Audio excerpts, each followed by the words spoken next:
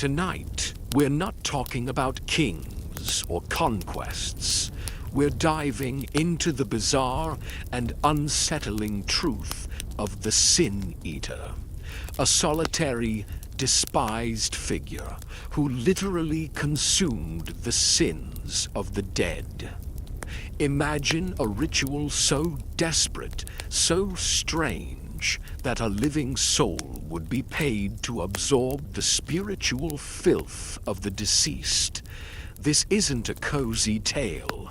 It's a stark look at a chilling practice and the profound burden it placed on one individual.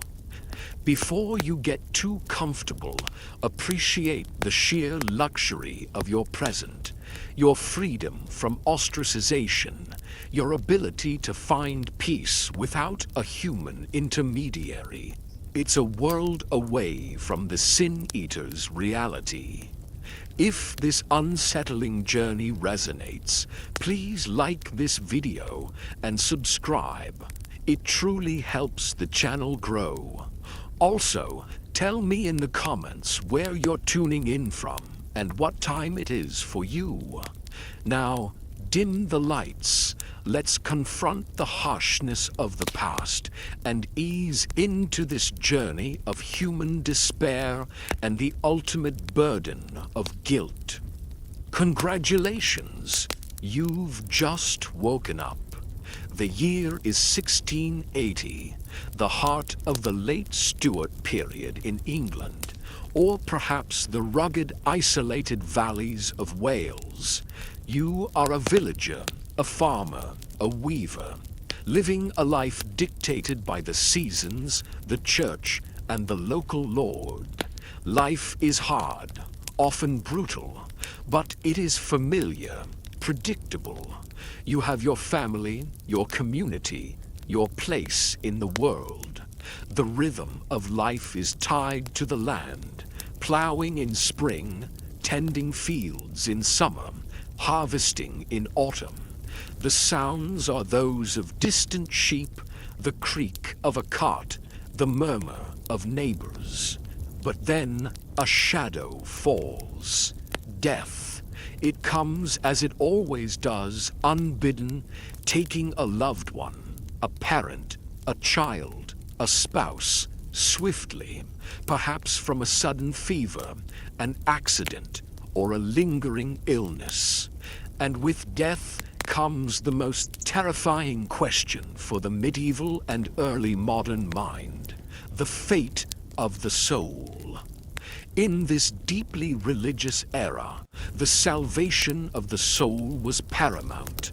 It was the ultimate concern, outweighing even earthly possessions or social standing. It was believed that unconfessed sins, unabsolved transgressions, even minor ones, could condemn a soul to eternal torment, to the fiery pits of hell or the agonizing purgatory, a fate far worse than any earthly suffering.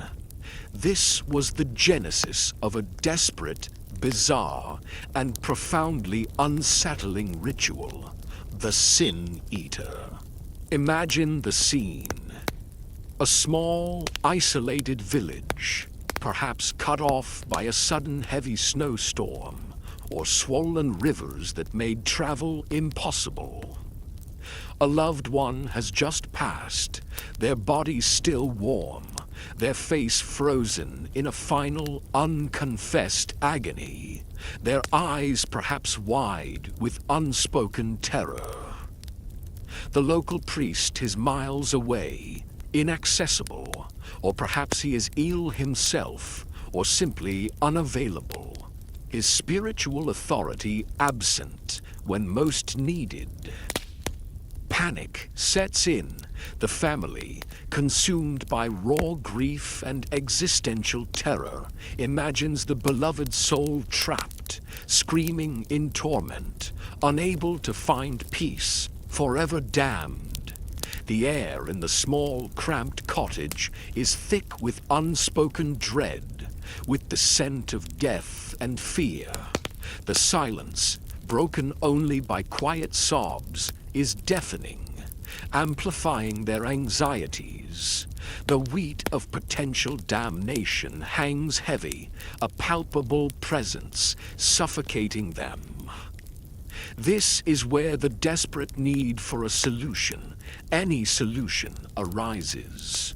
The community, steeped in ancient folklore and local superstitions as much as formal Christian religion, might recall whispers of an ancient, forgotten practice, a dark secret passed down through generations, a way to cheat eternal damnation, a loophole in the divine judgment, a last-ditch effort to save a soul, a human intermediary. Someone who, for a price, could literally consume the sins of the deceased, taking the spiritual burden upon themselves, absorbing the spiritual filth, allowing the departed soul to find peace and ascend to heaven. This was the moment the Sin Eater was summoned, a figure of both revulsion and desperate hope. The concept itself is almost unheard of in modern times, a relic of a deeply superstitious age, a chilling testament to the profound fear of damnation that gripped pre-modern societies. It existed on the fringes of acceptable religious practice, often condemned outright by the official church as pagan, heretical, or superstitious, yet tolerated, even secretly encouraged in desperate times by desperate people.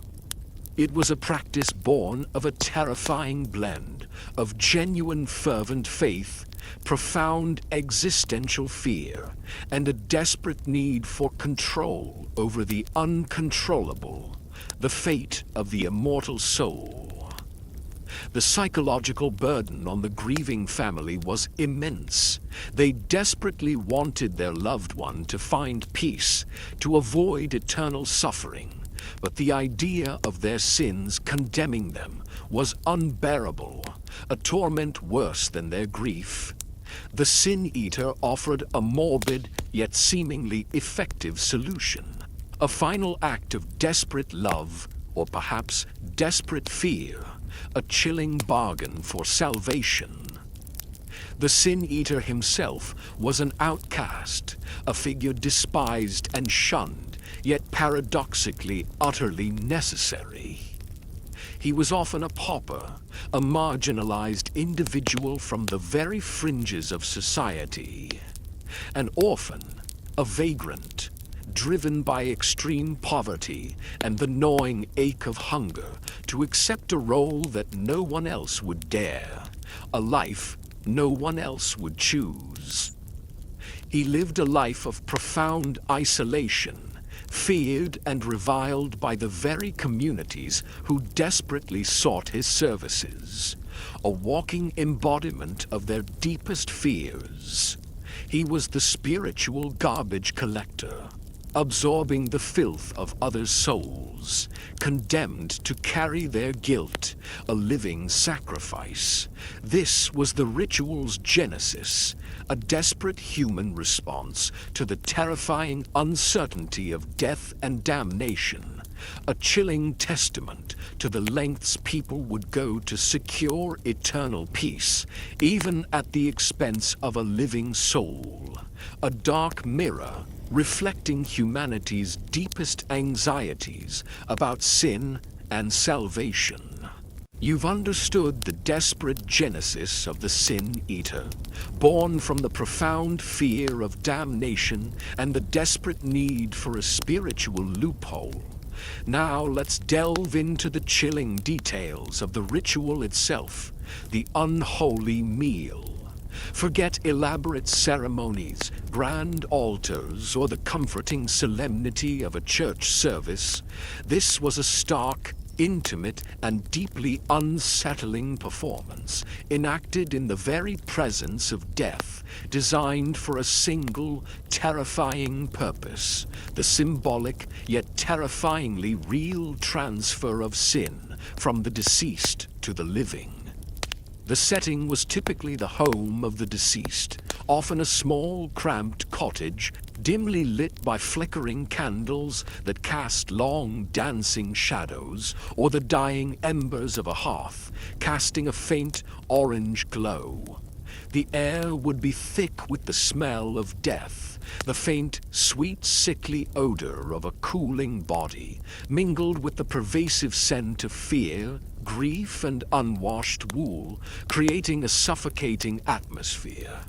The deceased would lie on their deathbed, sometimes still warm, their face often contorted in the final agony of an unconfessed sin, a silent accusation to the living, their eyes perhaps still slightly open, staring blankly.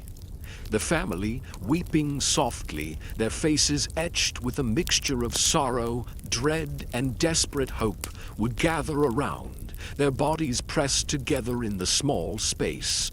The atmosphere would be heavy with unspoken words, with the weight of impending judgment, a palpable presence that filled every corner of the room.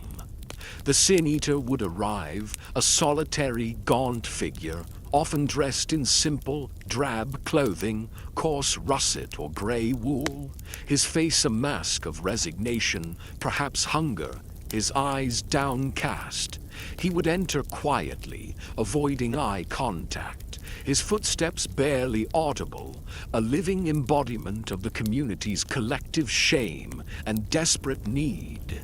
He was not invited as a guest, not offered comfort or welcome.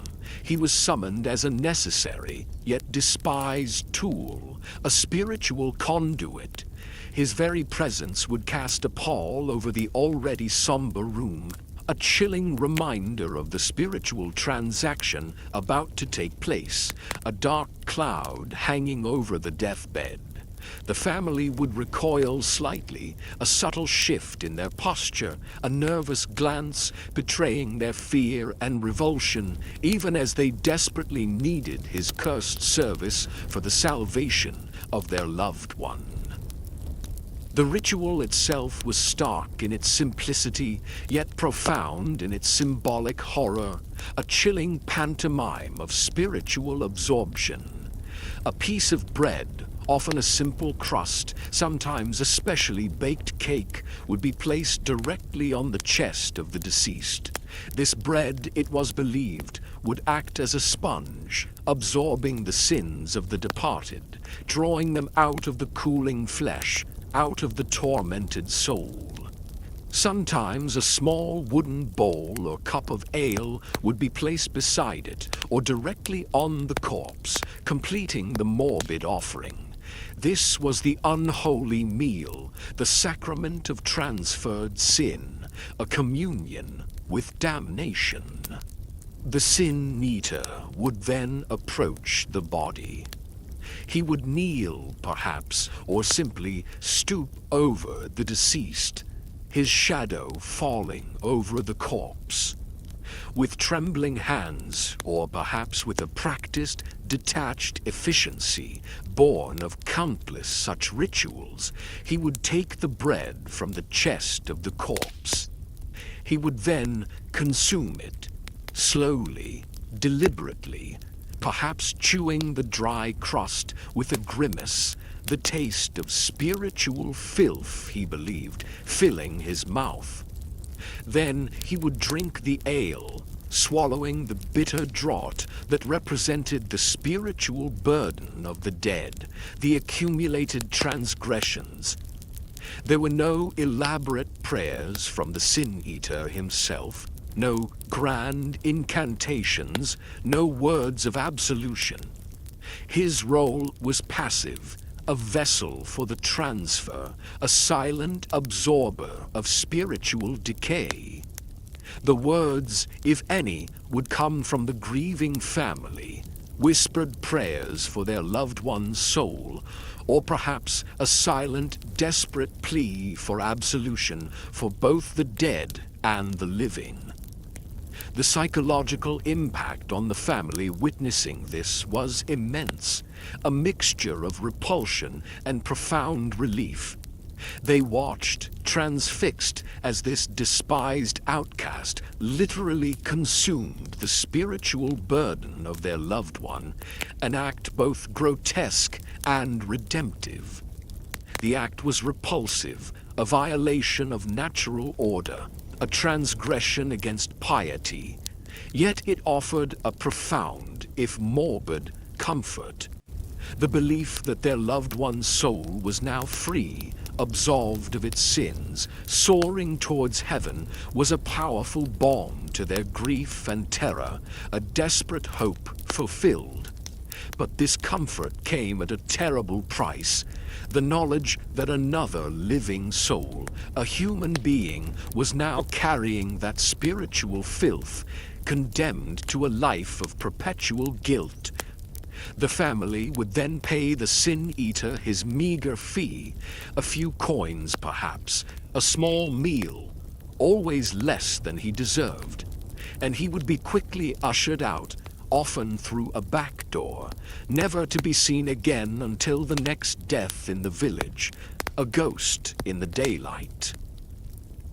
The physical act of eating and drinking over a dead body in the dim, stale air of a death chamber would be nauseating, a constant assault on the senses. The sin-eater would feel the coldness of the corpse, the lingering scent of death, the weight of the bread in his stomach, now he believed burdened with the sins of another. This was the ritual unveiled, a desperate, horrifying, yet profoundly human attempt to cheat damnation, a testament to the lengths people would go to secure eternal peace, even at the expense of a living soul, a dark mirror reflecting humanity's deepest anxieties about sin and salvation. The unholy meal was consumed, and the burden was transferred, leaving both the dead and the living forever marked by its chilling performance. You've witnessed the chilling ritual, the unholy meal, and the symbolic transfer of sin. You understand the desperate origins of this practice and the stark reality of its performance. Now let's delve into the most profound and insidious horror of the sin-eater's existence, the immense, crushing psychological burden of the soul. Forget the physical discomfort, the social ostracization, or the meager pay. This was a life defined by an invisible, suffocating weight, the accumulated guilt of countless strangers absorbed into one solitary psyche, a spiritual prison of his own making. Imagine believing with every fiber of your being that you literally carried the unconfessed sins of the dead. Every lie, every theft, every act of lust, every murder, every petty transgression, every act of blasphemy, every hidden desire, all absorbed into your own soul, a growing, festering spiritual wound that never healed. The medieval and early modern mind, steeped in religious dogma, a profound fear of damnation, and a literal interpretation of Scripture, would have taken this belief as absolute truth. The sin-eater was not merely performing a symbolic act. He was literally becoming a walking repository of human depravity, a living embodiment of the spiritual filth of his community. The weight of accumulated guilt. Every ritual added another layer to this invisible burden. With each piece of bread consumed, With each draught of ale swallowed, the sin-eater believed he was taking on the spiritual filth of another. This would lead to a profound, pervasive sense of guilt, not for his own actions, but for the transgressions of strangers. He would be haunted by the knowledge of their sins, their final moments of unconfessed depravity, constantly replaying them in his mind, a grim reel of human failings. The sheer volume of accumulated guilt would be crushing, leading to a deep, pervasive melancholy that would never truly lift, a constant companion. He was a living purgatory, absorbing the spiritual torment meant for others. Constant awareness of spiritual contamination. The sin-eater would live in a state of perpetual awareness of his own spiritual contamination. He was, in his own eyes, a walking, breathing vessel of sin, an embodiment of the very evil he sought to absolve. This self-perception would lead to profound self-loathing, a feeling of being utterly unclean, unworthy of grace or redemption, forever tainted. He was a pariah not just to society, but to himself, his own conscience, his harshest judge. He might avoid looking at himself in reflective surfaces, terrified of seeing the spiritual corruption he believed he carried. Nightmares and hallucinations. The immense psychological toll would inevitably manifest in terrifying ways. Sleep would be restless, haunted by vivid nightmares of the sins he had absorbed, the faces of the dead, their final moments of agony, the dark deeds they had committed, their whispered confessions echoing in his mind.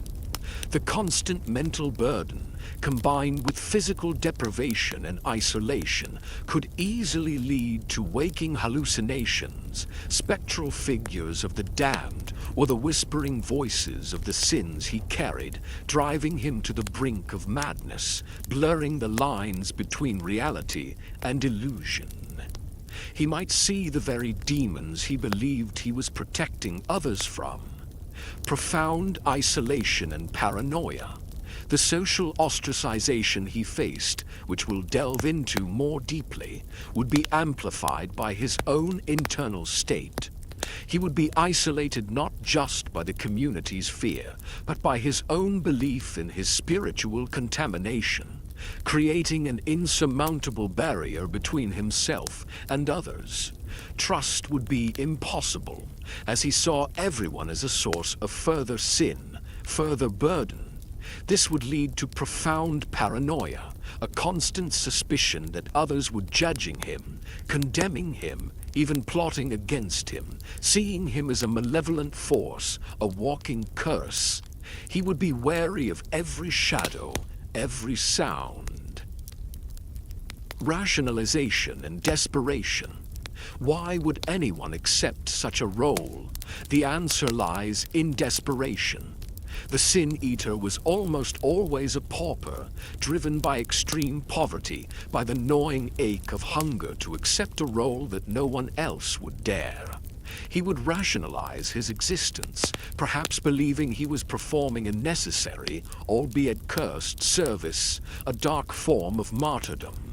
The meager payment, the promise of a meal, was enough to push him through the profound psychological torment, a constant battle between survival and spiritual damnation. He was a man trapped, a victim of both societal desperation and his own dire circumstances, with no other recourse. The loss of personal identity over time would slowly erode. He would cease to be an individual with a name, a past, a family, a unique personality. He would become the sin-eater, a function, a vessel for the sins of others, his own self subsumed by his grim role.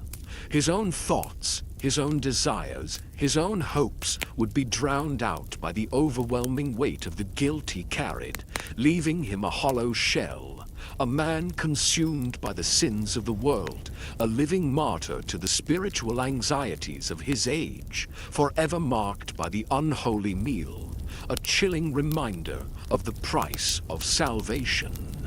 You've delved into the profound psychological burden of the sin eater, the crushing weight of accumulated guilt and spiritual contamination. You understand the internal torment that defined his every waking moment. Now, let's talk about the grim reality of his daily life, the outcast's existence. Forget any notion of community, belonging, or even basic human dignity. The sin eater lived a life of extreme social ostracization, feared and reviled by the very people who desperately sought his services, condemned to the absolute fringes of society, a pariah in every sense of the word. His home, if he had one, was typically a crude, dilapidated hovel, often situated far from the village, on the very edge of the common lands, or deep within a secluded, overgrown forest. It would be a solitary dwelling, perhaps a lean-to against a rock face, or a ramshackle hut cobbled together from scavenged materials, broken branches, mud, straw, and discarded rags. No one would live near him. His existence was a constant, stark reminder of the community's fears, a physical manifestation of their collective guilt and their desperate need to keep sin at bay. The path to his dwelling would be overgrown, rarely used except when death came knocking, a silent testament to his profound isolation, a path to a lonely grave. Feared and reviled, the sin-eater was a pariah, an untouchable, a figure of profound dread. People feared him not just for his association with death, but for the spiritual contamination he was believed to carry. They believed he was literally laden with the sins of the dead, a walking vessel of evil, a walking curse. Children would be warned in hushed tones to stay away, clutching their mothers' skirts, their eyes wide with terror. Adults would avert their gaze, cross themselves, or spit on the ground as he passed, a ritualistic act of purification. His presence was seen as an ill omen, a harbinger of death and misfortune, a dark cloud on the horizon. Forced isolation. This fear translated into absolute social isolation, a complete severing of human connection. He was forbidden from entering churches, markets, mills, taverns, or any public gathering. He could not sit at a common table, share a drink, or engage in casual conversation. Any necessary interactions would be conducted from a distance, with food or payment left on a stone, or thrown to the ground, an act of charity mixed with profound revulsion. He was denied the most basic human need for connection, for belonging, for warmth. The silence of his existence would be broken only by the wind, the rustling of leaves, the distant sounds of village life, and the occasional desperate summons to a deathbed, a grim reminder of his purpose. The physical appearance of the sin-eater would often reflect his harsh existence and the psychological toll. He would likely be gaunt from malnutrition, his clothes ragged and unkempt, perpetually dirty, his face etched with weariness, despair, and perhaps the subtle signs of mental deterioration.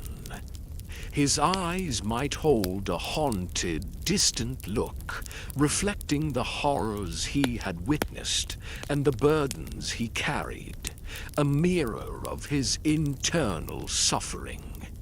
This physical manifestation of his suffering only reinforced the community's revulsion, creating a vicious cycle of fear and neglect. The paradox of necessity. Despite being despised, the sin-eater was paradoxically essential. When death came suddenly, or when a soul was believed to be unabsolved, he was the last resort, the only hope for eternal peace, a desperate spiritual lifeline.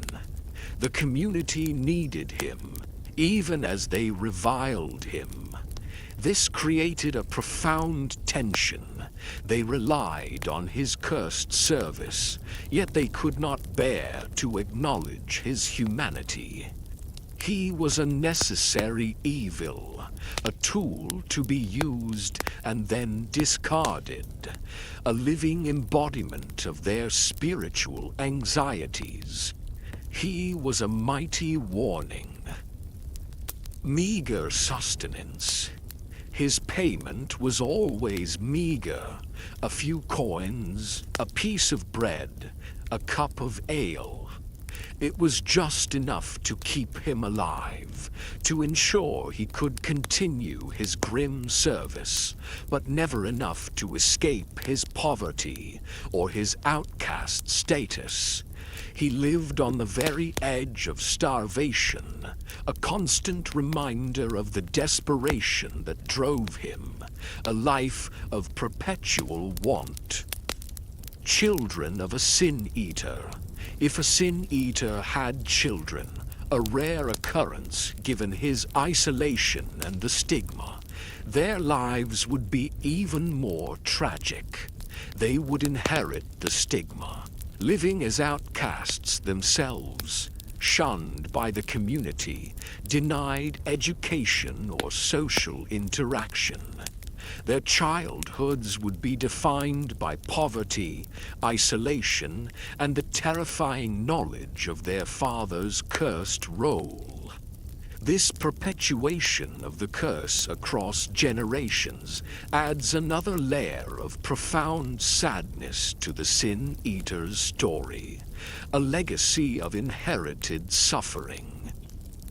The sin-eater's existence was a chilling testament to humanity's fear of damnation and its brutal response to the incomprehensible.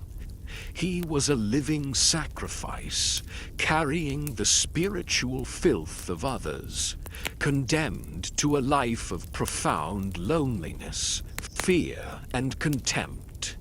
His life on the fringes was a constant, agonizing reminder of his outcast status, a silent scream against the injustice of his fate, a profound and terrifying example of a life lived as a walking embodiment of society's deepest anxieties, a human scapegoat for the sins of the world. You've explored the sin-eater's internal torment and his grim existence on the fringes of society.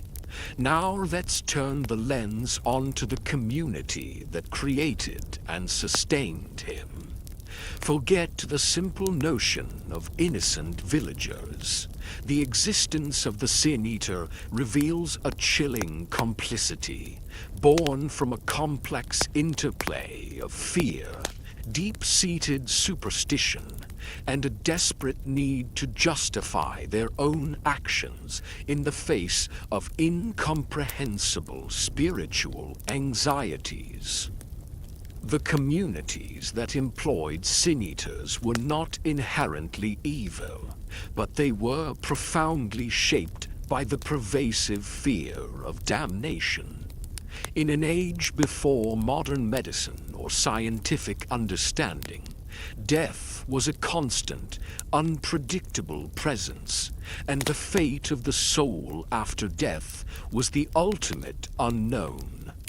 This existential dread fueled the desperate need for control, for a way to ensure spiritual peace for their loved ones, even if it meant resorting to practices condemned by the very church they revered. The pervasive fear of damnation. This was the bedrock of the sin-eater's existence. The belief in a literal hell, a fiery purgatory, and a God who judged every sin was absolute. The thought of a loved one's soul screaming in eternal torment was unbearable, a torment worse than any earthly grief. This fear drove families to seek any possible loophole, any desperate measure to secure salvation. The sin-eater offered a morbid, yet seemingly effective solution, a chilling bargain for peace of mind. Superstition over orthodoxy. While the Church officially condemned sin-eaters as superstitious and heretical, local communities, especially in isolated rural areas, often prioritized their deeply ingrained folk beliefs over formal doctrine. When the priest was unavailable, or when the sins were too grave or unconfessed, folk magic and ancient rituals filled the void. The sin-eater was a product of this tension between official religion and popular superstition, a testament to the human need for ritual in the face of the unknown. Justification and moral displacement. The community justified the sin-eater's existence by displacing their own spiritual anxieties and guilt onto him. By paying him to absorb the sins, they could wash their hands of the spiritual burden, believing they had done everything possible to secure salvation for the deceased. This allowed them to maintain their own sense of piety and cleanliness, even as they condemned another human being to a life of spiritual contamination. It was a form of moral outsourcing, a convenient way to deal with uncomfortable truths. Collective guilt and scapegoating. The sin-eater became a collective scapegoat for the community's spiritual anxieties. He embodied the sins they feared, allowing them to project their own guilt and fear of damnation onto him. By ostracizing him, by treating him as unclean, they could reinforce their own perceived purity and righteousness. He was a necessary evil, a living sacrifice that allowed the community to maintain its spiritual order, however twisted. The power of ritual. Humans are drawn to ritual, especially in times of crisis. The sin-eater ritual, with its stark simplicity and profound symbolism, offered a tangible act of spiritual cleansing. It provided a sense of closure, a visual confirmation that the sins had been dealt with, allowing the grieving family and the community to move on, believing the soul was at peace. This psychological comfort, however fleeting, was a powerful motivator. Fear of the unknown. The fear of the unknown, particularly the unknown fate of the soul, was a powerful driver. The sin-eater offered a concrete, albeit bizarre, solution to this terrifying uncertainty. He was a bridge between the living and the dead, a mediator in the spiritual realm, even if he was despised in the physical one. The community's complete complicity in the Sin Eater's existence was a chilling testament to humanity's deepest fears and its desperate need for spiritual peace. They created a pariah, condemned him to a life of profound suffering, yet relied on his cursed service to secure their own salvation. It was a dark reflection of human nature, a grim bargain struck in the shadow of damnation, leaving an indelible mark on the collective psyche of the villages that practiced this unsettling ritual. You've explored the community's complicity, driven by fear and superstition, in creating and sustaining the Sin Eater. Now let's consider the most complex and often contradictory aspect of this bizarre practice, the Church's stance. Forget a clear, unequivocal condemnation. The relationship between the official church and the Sin Eater was a nuanced dance between outright denunciation and covert, often desperate tolerance, reflecting the deep schism between formal doctrine and popular belief. The official position of both the Catholic Church before the Reformation and later the Protestant churches in England and Wales was clear. The Sin Eater was a heretic. The practice was deemed superstitious, pagan, and a direct challenge to the fundamental tenets of Christian theology. Salvation, according to church doctrine, could only be achieved through faith, repentance, confession to a priest, and the grace of God, mediated by the sacraments. The idea that a lay person, a pauper, could literally eat sins and absolve a soul was blasphemous, a usurpation of priestly authority and divine power. Official condemnation. Church records, synods, and sermons from the period often contain explicit condemnations of the Sin Eater. Priests were instructed to preach against the practice, to warn their parishioners of its sinful nature, and to excommunicate those who engaged in it.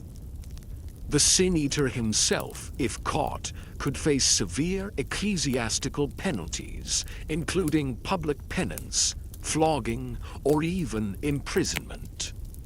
The Church saw it as a dangerous deviation, a threat to its spiritual monopoly and its authority over the souls of the faithful. The theological conflict was theological. The Church taught that Christ's sacrifice was the ultimate atonement for sin. The Sin Eater ritual implied that human action, a mundane meal, could somehow bypass divine judgment and priestly mediation. This undermined the very foundation of Christian salvation and the role of the clergy. It was a direct challenge to the spiritual order established by God through the Church. Covert tolerance and local necessity. Despite official condemnation, the practice persisted, particularly in isolated rural areas where traditional beliefs held strong sway, and where priests were often scarce or unavailable. In desperate times, when death came suddenly without confession, or when the fear of damnation was overwhelming, local communities, and sometimes even individual priests, might covertly tolerate or even tacitly encourage the use of a Sin Eater. It was a pragmatic response to a desperate need, a way to provide comfort and a sense of closure to grieving families, even if it violated strict doctrine. The priest might look the other way, or simply arrive too late to prevent the ritual. The power of popular belief, the persistence of the Sin Eater ritual, highlights the immense power of popular belief and superstition, especially in an age of limited literacy and widespread fear. For the common person, the tangible act of the sin-eater consuming the bread and ale felt more immediate, more real than abstract theological concepts. It offered a concrete solution to a terrifying problem, a visible sign that something had been done to save the soul. Economic desperation. The church also understood that the sin-eater was often driven by extreme poverty. While they condemned the practice, they rarely offered a viable alternative for the pauper who took on this cursed role. The economic desperation of the sin-eater contributed to the church's complex response. Condemnation of the act, but perhaps a grudging, unspoken pity for the individual. The Reformation's impact. The Protestant Reformation, with its emphasis on individual faith and direct access to Scripture, might have further complicated the Church's stance. While Protestants also condemned the practice, the breakdown of the Catholic sacramental system in some areas might have inadvertently created a greater spiritual vacuum, making desperate communities even more reliant on folk remedies for salvation. The Church's stance on the sin-eater was a fascinating, horrifying reflection of the tension between rigid doctrine and the messy realities of human faith, fear, and desperation. It was a condemnation born of theological principle, yet often tempered by local necessity and the overwhelming power of popular belief. The sin-eater, a figure of both spiritual revulsion and desperate hope, existed in this liminal space, a silent testament to the Church's struggle to control the spiritual anxieties of its flock and the enduring human need for absolution by any means necessary. You've explored the Church's complex stance on the sin-eater. A figure condemned, yet tolerated. Now let's turn our attention to the seemingly simple, yet profoundly symbolic tools of his grim trade. The clapper, the bread, and the ale. Forget elaborate ceremonial objects. These were mundane items, imbued with terrifying power through ritual, becoming instruments of spiritual transfer and markers of an outcast's existence. These tools were not chosen arbitrarily. Each held a specific chilling significance in the ritual and in the sin-eater's daily life, becoming extensions of his cursed role, constant reminders of his burden and his isolation. The clapper, or bell. This was perhaps the most iconic and psychologically devastating of the sin-eater's tools. It was typically a wooden rattle, a clapper, or sometimes a small handheld bell. This was not a gift, it was a curse, a requirement. The sin-eater was compelled to carry it always and to use it constantly, shaking it as he walked, to announce his presence, to warn others to keep their distance, to prevent accidental contact. Symbol of uncleanliness. The clapper was a constant auditory reminder of his uncleanliness, a perpetual mark of his isolation. Its mournful rattle screamed his untouchability, his otherness, his profound separation from the healthy world. It was a sound that instilled fear and revulsion in those who heard it, a signal to avert their gaze and quickly retreat. Psychological torment. For the sin-eater himself, the clapper was a perpetual torment. Its sound, once a simple noise, became a constant echoing reminder of his outcast status, reinforcing his profound loneliness and the burden he carried. It was a physical manifestation of his spiritual contamination, a sound that would echo in his own ears day and night, a constant reminder of his cursed existence. It denied him any moment of quiet anonymity. Practical function. Beyond its symbolic and psychological role, the clapper also served a practical function. It prevented accidental contact, which was believed to spread disease or spiritual contamination. It enforced the physical distance that society demanded. The bread. This was the central element of the unholy meal, the literal vessel of transferred sin. It was typically a simple piece of bread, often a crust, sometimes a specially baked cake, reflecting the humble nature of the ritual and the pauper who performed it. Symbol of absorption. The bread, a staple of life, was believed to act as a sponge, absorbing the sins of the departed, drawing them out of the cooling flesh, out of the tormented soul.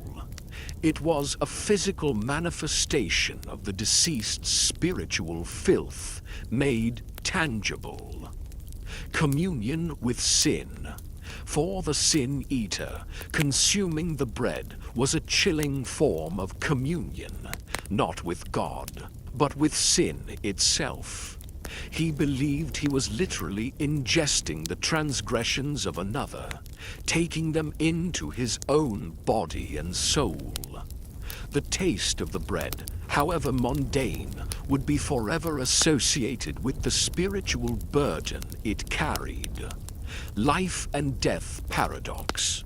Bread, the staff of life, was here used in a ritual of death and spiritual contamination, highlighting the paradox of the sin-eater's existence, living by consuming death and sin. The ale, often placed beside the bread or directly on the corpse, a small wooden bowl or cup of ale completed the morbid offering. Symbol of cleansing/transfer. The ale was believed to wash down the sins absorbed by the bread, carrying the spiritual burden fully into the sin-eater's own body. It was the final act of transfer, sealing the spiritual bargain. Bitter draught. For the sin-eater, swallowing the ale was consuming a bitter draught in more ways than one.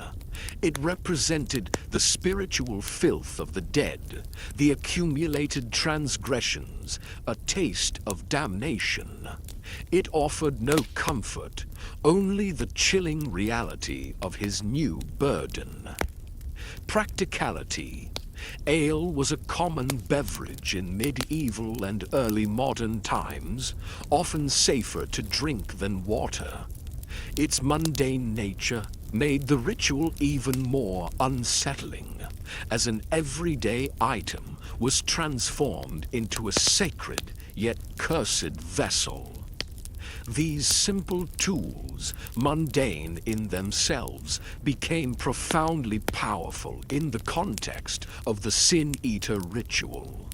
They were not just instruments of a bizarre practice, they were constant physical and auditory reminders of the sin-eater's cursed role, his profound isolation, and the terrifying burden he carried. They defined his existence, marking him as the one who literally consumed the guilt of the world. You've explored the Sin Eater's tools, imbued with chilling symbolism. Now let's delve into a more subtle, yet equally profound horror. The physical manifestations of his spiritual and psychological burden. Forget the direct wounds of battle or the visible decay of disease. The Sin Eater's body, though not afflicted by a known malady, would often reflect the immense weight of the guilt he carried, a living testament to his cursed existence. While not suffering from a physical illness like leprosy, the Sin Eater's life of extreme poverty, malnutrition, constant stress, and profound social isolation would inevitably take a severe toll on his physical health. His body would become a canvas reflecting his internal suffering, a grim mirror of his spiritual burden. Malnutrition and emaciation. The Sin Eater's payment was always meager, just enough to keep him alive, but never enough for proper nourishment. He lived on the very edge of starvation, constantly hungry. This chronic malnutrition would lead to severe emaciation, gaunt cheeks, sunken eyes, skin stretched taut over visible bones. His muscles would waste away, leaving him weak and frail, perpetually cold. This physical wasting would reinforce his outcast status, making him appear even more spectral and unsettling to the healthy community. Premature aging. The constant stress, the lack of sleep, the gnawing anxiety, and the poor diet would accelerate the aging process. A Sin Eater in his 30s might look 50 or 60, his face deeply lined with weariness and despair, his hair prematurely gray or thinning. His body would be bent, his movements slow and painful, as if carrying an immense physical weight, mirroring the spiritual burden he believed he bore. Chronic ailments. His weakened immune system, a direct consequence of malnutrition and stress, would leave him vulnerable to every common ailment. Chronic coughs, persistent fevers, recurring infections, and digestive issues would be constant companions. These minor ailments, untreated and prolonged, would further debilitate him, slowly eroding his physical strength and adding to his misery. The cold, damp conditions of his isolated dwelling would exacerbate these issues, leading to chronic aches and pains. Sensory deprivation and overload. Paradoxical.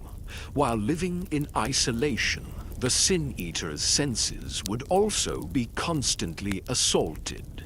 The pervasive stench of death from his rituals, the clatter of his own clapper, the constant internal monologue of absorbed sins, these would be a form of sensory overload that few could endure. Yet his social isolation would also lead to sensory deprivation, a lack of normal human interaction, touch and comforting sounds, contributing to mental deterioration. This paradoxical state would leave him perpetually on edge, his nerves frayed. Physical manifestations of psychological distress. The immense psychological burden of accumulated guilt, paranoia, and isolation would inevitably manifest physically.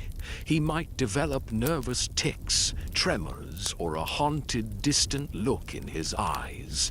His posture might become hunched, as if literally weighed down by the sins he carried. His voice might become a mere whisper or a hoarse croak, reflecting his lack of use and his internal suffering. Skin conditions, exacerbated by poor hygiene and stress, might also be common. Self-neglect and despair. The profound despair and apathy that often consumed the sin eater could lead to severe self-neglect. Why care for one's body when one's soul is believed to be eternally damned, and one's existence is a curse? This self-neglect would further accelerate his physical decline, creating a vicious cycle of suffering and deterioration. He was a man slowly decaying, both spiritually and physically, a living monument to human guilt. The sin-eater's body was a grim canvas, painted with the physical manifestations of his spiritual weight. He was a walking testament to the profound fear of damnation that gripped the medieval and early modern mind. A chilling reminder of the ultimate price paid for a life lived on the fringes, burdened by the sins of others. His physical decay was not just a natural process. It was a visible sign of his cursed existence, a chilling reflection of the spiritual filth he believed he carried. You've endured the psychological torment, the physical decay, and the harrowing existence of the sin-eater.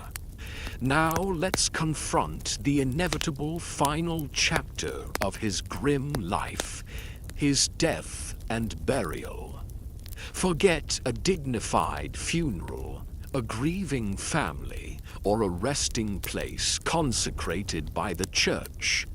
The sin-eater's end was often as solitary and despised as his life, a final chilling testament to his outcast status even in death. His death would likely come quietly, unobserved in his isolated hovel. It might be from chronic illness, exacerbated by malnutrition and exposure, or perhaps from the sheer weight of his psychological burden, his spirit finally giving out. There would be no loved ones at his bedside, no comforting hands, no final prayers. He would die alone, as he had lived, a solitary figure, consumed by the sins of others. Unmourned and unattended. When his death was finally discovered, perhaps by a villager passing by his hovel, or when he failed to appear for a summons, there would be no public mourning. His passing would likely be met with a mixture of grim relief and lingering fear. The community would feel a sense of unease, knowing that the spiritual garbage collector was gone, but also a profound reluctance to approach his body, fearing the spiritual contamination he carried even in death. Undignified burial. The sin-eater's burial was typically as undignified as his life. He would not be buried in consecrated ground, within the churchyard, alongside the clean souls he had supposedly absolved. Instead, his body would be interred in unhallowed ground, perhaps just outside the churchyard walls, in a pauper's grave, or even in a remote, unmarked spot near his hovel. The grave would be shallow, quickly dug, and often unmarked, ensuring no one would remember his resting place. Fear of his spirit. Even in death, the fear of the sin-eater lingered. People might believe that his spirit, laden with the accumulated sins of the dead, would be restless, unable to find peace, perhaps even haunting the living. Superstitions might arise about his grave, warnings to avoid it, to ensure his spirit remained contained. This posthumous fear was a final cruel extension of his outcast status. The cycle continues. His death would create a new spiritual vacuum in the community. The fear of unabsolved sins would return, and the desperate need for a new sin eater would arise. The cycle would continue, with another pauper, another desperate soul, being drawn into the grim trade, taking on the burden of the world's guilt, condemned to the same solitary, despised existence. His death was not an end to the practice, but merely a transition to the next unfortunate soul. No legacy of remembrance. Unlike other members of the community, even the poorest, who might have a simple wooden cross or a few words carved on a stone, the sin eater would have no legacy of remembrance. His name would be forgotten, his life a mere footnote in the collective memory, a chilling testament to the profound dehumanization he endured. He was a man whose very existence was erased, even in death. The Sin Eater's death and burial were a chilling final chapter to a life defined by suffering and isolation. He was a man condemned to carry the spiritual filth of others, and even in death he remained an outcast, unmourned and unremembered. His end was a grim testament to the profound fear of damnation that gripped the medieval and early modern mind, and the brutal lengths society would go to secure its own spiritual peace, even at the expense of a living soul. The Sin Eater, a walking monument to human guilt, finally found his rest, but his legacy of fear and desperation continued to haunt the communities he served. You've explored the origins, the ritual, the psychological burden, and the grim existence of the Sin Eater, primarily within the context of England and Wales. But was this bizarre practice truly unique to these regions, or did similar desperate attempts to deal with sin and death manifest elsewhere? Forget a monolithic, universal ritual. The fear of damnation was widespread, and humanity's response to it often took varied, yet equally unsettling forms across different cultures and periods. While the term Sin Eater and the specific ritual of eating bread and ale over a corpse are most strongly associated with certain isolated pockets of England and particularly Wales, the underlying concept of transferring sin or misfortune from one person to another, or from the dead to the living, has echoes in various cultures and folk traditions around the world. Continental Europe. Subtle echoes. In parts of continental Europe, particularly in Catholic regions, the emphasis on confession, penance, and the sacraments meant that the need for a sin eater was less pronounced. However, there were folk beliefs and practices related to the dead that shared some thematic similarities. For instance, the practice of placing coins on the eyes of the dead or leaving food offerings at graves was common, often intended to ensure the peaceful passage of the soul or to appease the deceased. While not directly sin-eating, these practices reflect a similar anxiety about the dead and their spiritual well-being. The concept of scapegoating, where communal sins or misfortunes are symbolically transferred to an animal or an individual, has ancient roots across many cultures. Jewish kaparot. In some Jewish traditions, particularly among Ashkenazi Jews, the practice of Kaparot involves symbolically transferring sins to a chicken or money before Yom Kippur, the Day of Atonement. A chicken is swung over one's head while prayers are recited, and then the chicken is slaughtered and given to the poor. While fundamentally different in its theological basis, it's about atonement, not posthumous sin transfer. It shares the concept of symbolically burdening an external entity with sin. Ancient rituals of atonement and purification.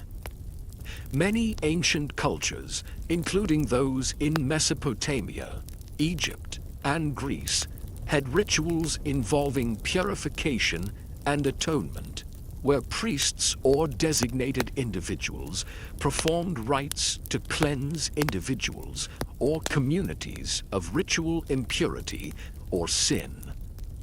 These often involved offerings, sacrifices, or symbolic acts of cleansing. While not directly eating sins, they reflect a universal human need to deal with guilt and spiritual defilement. African and indigenous traditions. Various African and indigenous cultures have traditions involving spiritual cleansing, exorcism, or the transfer of negative energies or curses from an afflicted person to an object, an animal, or another individual, often a healer or shaman. These practices, while distinct from the sin eater, highlight the universal human desire to externalize and manage spiritual burdens. The scapegoat in Christianity. The biblical concept of the scapegoat in Leviticus, where a goat is symbolically laden with the sins of the community and sent into the wilderness, is a powerful theological parallel. While not a literal human sin-eater, it reflects the same psychological need to externalize and displace guilt. The persistence of the sin-eater in England and Wales, despite official condemnation, may be attributed to a unique blend of factors. The specific theological anxieties of the Reformation era, especially regarding unconfessed sins, the isolation of rural communities, and the enduring strength of pre-Christian folk beliefs. The sin-eater filled a spiritual void that the formal church, in its rigid adherence to doctrine, could not always address. The regional variations in how humanity has grappled with sin, death, and the afterlife are a fascinating, often unsettling testament to the universal psychological need for absolution and peace of mind.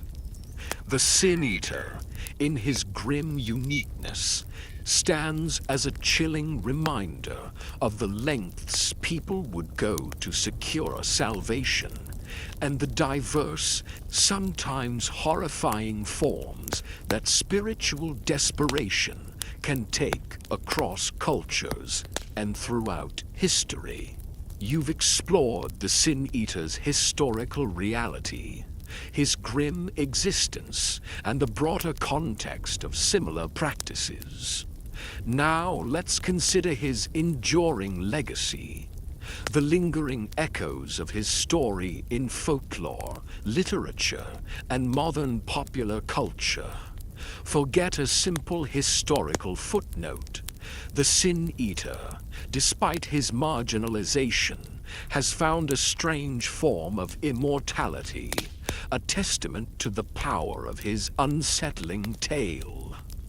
While the practice of sin-eating largely died out by the early 20th century, Its chilling concept continued to resonate in local folklore and oral traditions, particularly in the remote areas where it was practiced. Tales of the gaunt, silent figure, burdened by the sins of the dead, became part of the local supernatural landscape, whispered around hearths on dark nights. Folklore and local legends. In Welsh and English folklore, the Sin Eater often transformed into a more spectral figure, a cursed wanderer, forever haunted by the sins he had absorbed. Legends might speak of his inability to find peace even in death, his spirit condemned to roam, still carrying the weight of others' transgressions. These tales reinforced the fear and revulsion associated with him, even as the practice faded. Literary appearances. The Sin Eater, with his inherently dramatic and unsettling premise, eventually found his way into literature. Authors, drawn to the gothic horror and moral ambiguity of his role, began to incorporate him into their works. Mary Webb's Gone to Earth, 1917.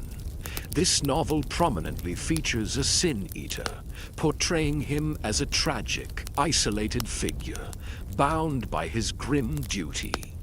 Webb's evocative descriptions helped to popularize the concept beyond its original geographical confines.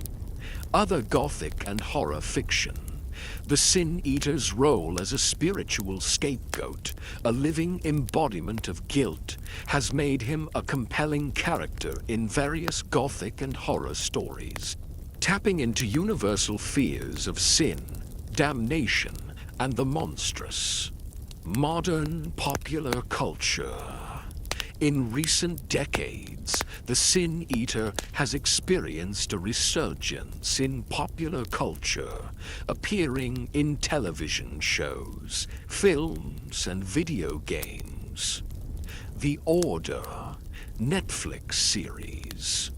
This series features a secret society of Sin Eaters, reinterpreting the historical practice with a supernatural twist, exploring the moral complexities of absorbing sins and the powers it might grant.